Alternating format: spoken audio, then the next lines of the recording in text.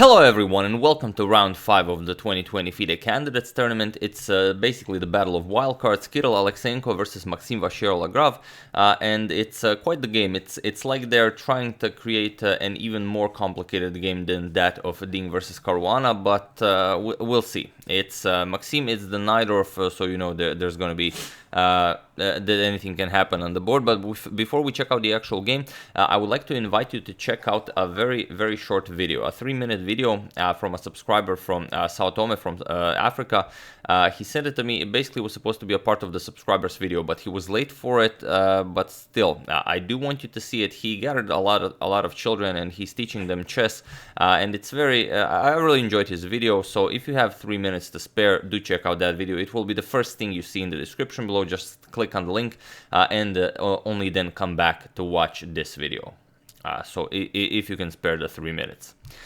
So for those of you who were able to do that, congratulations on being excellent subscribers, and for those of you who just want to enjoy the game, here we go. And also, I don't know, I thought that I asked if he will need any help with the equipment or maybe some chessboard, some chess clocks that he should tell me, and then I'm hoping we could create some sort of a fundraiser or something, which is something I've been thinking about for a while.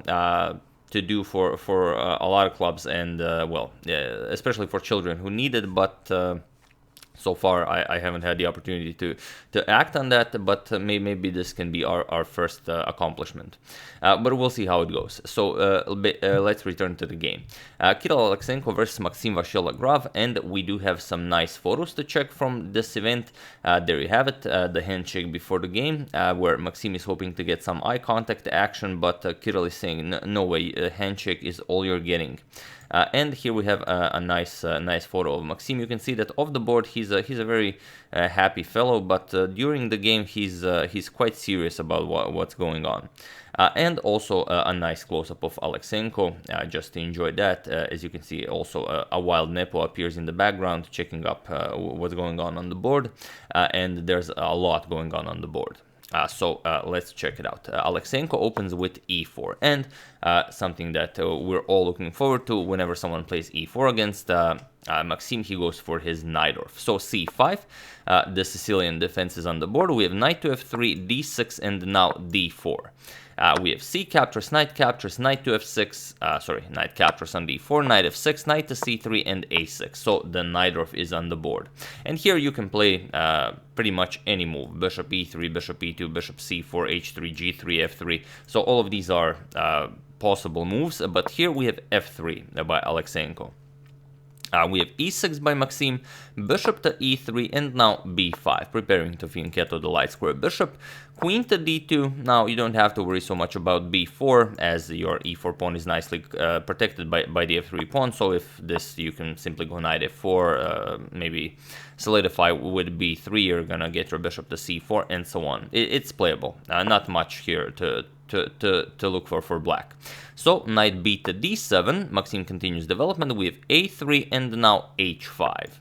And here a queenside castle by Alekseenko. We have bishop to b7, and now there is one game in the database where h3 was played, but here Alekseenko goes king to b1, and it is already as a move 11 that we have a completely new game. So you can know that he came prepared, and he does have something in store for Maxime's Najdorf. We have bishop to e7 and now rook to g1, saying that okay, I'm ready to start pushing my pawns here. We have rook to c8, basically a signature Najdorf move. You always want this rook on the c file, and in most lines you will sacrifice it for the knight on c3. But okay, for the moment, while the f3 pawn is guarding e4, maybe not just right away. We have bishop to e2, now further preparing g4, and knight to b6 now. From here, the knight can come to c4 if needed. So queen back to e1, you don't want knight to c4 to come with an attack on the queen and the bishop, to have to give up your light square bishop. So queen to e1, and now comes knight f to d7. Preparing to bring the other knight to c5, but also e5 if needed. And here comes g4. We have h captures on g4, rook captures on g4, and here g6 by Maxime. And here Alekseenko really started the thing, because well, there's a lot of possibilities here.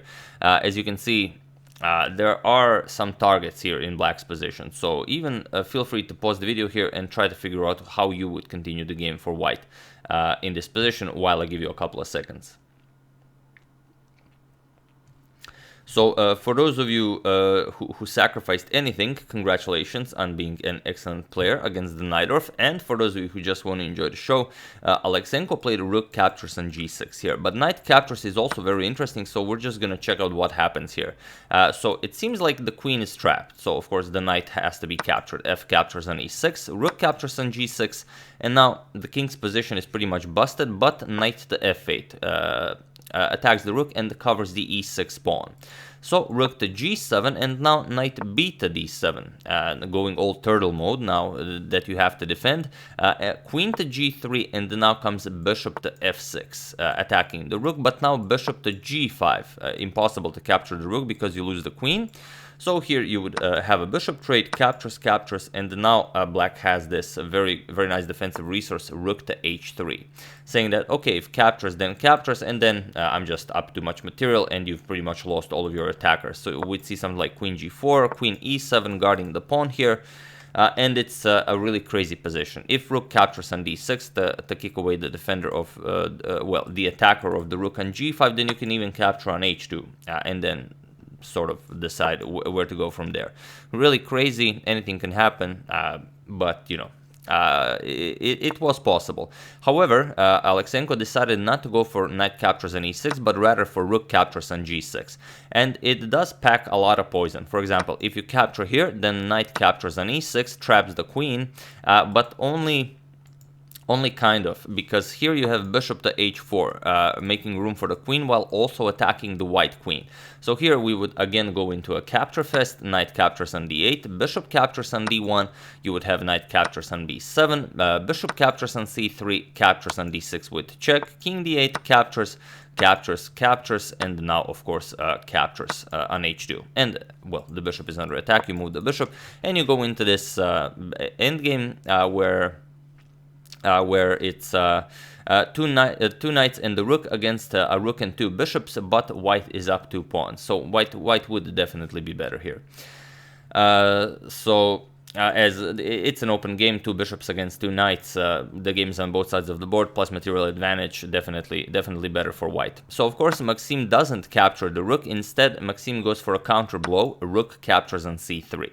And now, again, we have to calculate. Here, Alekseenko was burning a lot of time, and Maxime pretty much played all of this instantly, as he's a Najdorf specialist. So even crazy positions like these in the Najdorf don't really throw him off guard.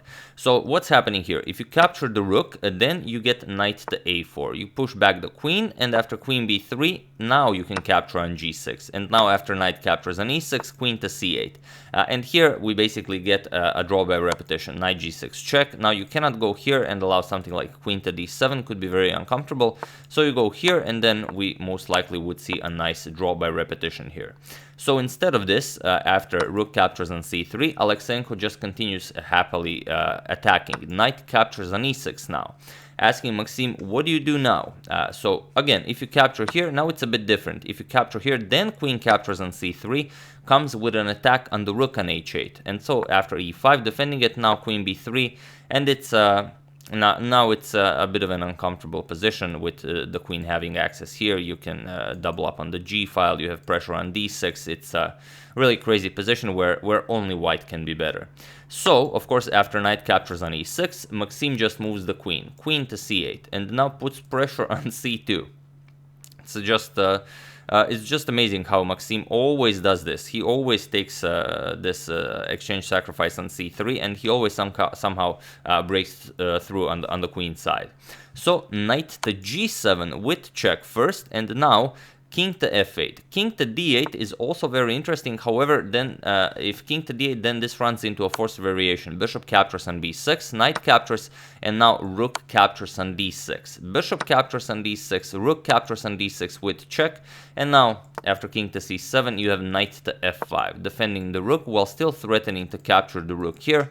And here black would be in a very tough spot. For example, if here you can just capture, bishop captures with check, and then now queen g3 check, keeps the king in the center of the board. You cannot go here because knight check picks up the queen, so you have to go back, king to d8, and now it's queen g5 check, king to c7, queen to f4 check, king back to d8, and now knight to d6, and you are winning back some material. You're attacking the queen, also threatening knight f6, 7 check to pick up the rook. And here, after all is said and done, captures king c8 and this, white would just be up material, up 4 pawns, of course, in a completely winning position. So that's what happens if king to d8. So Maxime, of course, played king to f8. And now, what do you do here? Your rook is under attack, your knight is under attack. What can you do? So here, Alekseenko finds the excellent rook to h6, threatening just rook captures, which would win the queen. So the rook has to be captured. Rook captures on h6, bishop captures on h6, now threatening nasty discoveries. But here Maxime says, I'm down with all the nasty discoveries you can throw at me. So just rook captures on c2. And now, the problem is you don't have a good discovery, as ugly as that seems. Even a double check, for example, knight e6 check, a check from knight, and the bishop doesn't yield any results. King e8, and now there's nothing to do, you can just repeat. But now it's actually better for black, because black can simply hide here, and black will have a much better game. So after rook captures on c2, we have knight to f5 with check. Alekseenko says it's much more important to get rid of the dark square bishop. King to e8, and then now knight captures on e7. We have king captures on e7, and now comes queen to h4 with check. And again, what do you do here? Maxime fairly quickly played f6, because knight to f6 again runs into a whole lot of complications. Here, there are a lot of moves. You can try something like bishop to g7, but the critical move to inspect is rook captures on d6. And now, again, what do you play? Problem is, if you capture with the king, that's not good. Because if you capture with the king, then queen captures on f6 with check. And now, not much you can do. If you run away, bishop to f4 gets the job done. And if you block with the queen, you no longer guard the rook here. So, bishop f4 check, king d7, and now you can just go queen d4 check. King to e8, king captures on c2. And you are, again, in a better position. Similar material, but white is up 2 pawns. And, well, white will definitely win this game. So what you would have to do after rook captures on d6, you'd have to go knight to d7 now to defend here. But now white has rook captures here. Again, because if you capture with the queen, then white captures the rook here. You would have to play king captures, and now again queen captures here. Now you can go rook captures on e2, but now it's queen captures on f7 check, king to c6, and now again a draw by repetition. Queen f6 check, and you of course go back to the light square here. You're gonna go queen f7 check here, and so on. Of course, you don't want to touch the dark squares and allow something like bishop to f4. So again, queen f6 check, king d7, queen f7, and so on. Sorry, that's a c7. I accidentally put the king on c7, but king d7, and then the same idea applies. So after this, queen to h4 check, f6 was played by Maxime, and now comes bishop to f4. And again, now it's Maxime to move. What do you play? So here, really crazy position. Can you pick up the bishop here? It does look like a piece, but the problem is bishop captures on d6, runs into a forced line. Bishop captures on d6 check, king to e8, and now after check you're gonna move king to f7, queen h7 here, and this is now queen to e7 is checkmate. So not possible to capture it. Now the question is, what do you do here? Well, there are 2 lines, extremely complicated. Even pause the video and try to find a continuation for Maxime here while I give you a couple of seconds. It's not like find a good move, just try to find something. It's a completely crazy position. So for those of you that even attempted to try something in this position, I congratulate you on having the will to do it. And for those of you who just want to enjoy the show, there are a couple of very interesting ideas here. There's of course knight to d5, which is it just looks weird, but it works. You're pressuring the bishop on f4. On the other hand, you're asking, what do you want to do here? If the knight is captured, then the point is you no longer have access to the d6 pawn, and then, well, just rook captures here. It will be very dangerous. So here, what you have to go into is queen to h7 check, king to d8, and now queen to g8 with check. king to c7, queen captures on c8, king captures, and now king captures here. And now, after all is said and done, finally knight captures on f4, attacking the bishop, bishop to f1, and we go into this endgame where Maxime would have 2 knights for a rook, but he would be down a pawn. It sounds like a great trade-off, but the problem is these 2 pawns are kind of weak. The bishop, it will be very hard for the bishop to enter the game, and also there's the matter of the passed h pawn, which could prove to be a bit dangerous. So Maxime decides that this is a bit too dangerous to go for. Instead, Maxime goes for rook captures on b2 with check.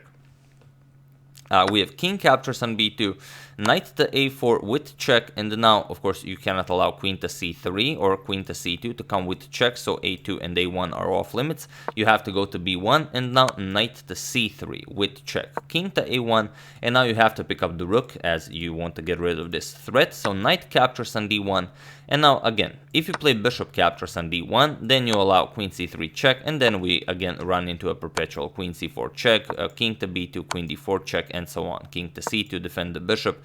Now, bishop to c6, defending the knight here, so if the queen starts checking, you can hide the king, and the bishop will be nicely defending the knight. And if anything, even black can look for advantage here, if white somehow that doesn't go for the perpetual and tries to keep the game alive. So it would actually be black who's better. So after knight captures on d1, Alekseenko instead went for queen to h7 check. We have king to d8 and now queen to g8 with check. And here Maxime doesn't want to go king c7 to allow a queen trade here. Probably after captures, and bishop captures on d1, it will be somewhat better for white. But it's again hard to say because you do have the passed h pawn, and it's the bishop pair against the knight and bishop on an open board with play on both sides of the board, so white should definitely be better. Of course, Maxime is not interested in that. So after queen g8 check, Maxime goes king to e7 to keep an eye on his pawns here, and only now queen to h7 with check. Now it's not so interesting as the king is already in the center of the board, so queen to h7 check, king to d8, and now we have a repetition. King g8 check, king e7, and queen to h7 check. And it was in this position on move 33 that Alekseenko and Maxime Vachier agreed to a draw, as there doesn't seem to be a way to make any more progress. Yes, you could go for a queen trade and then try to prove you're better here, but Alekseenko doesn't feel like he will be able to do it, and of course both Maxime and the engine agree with him.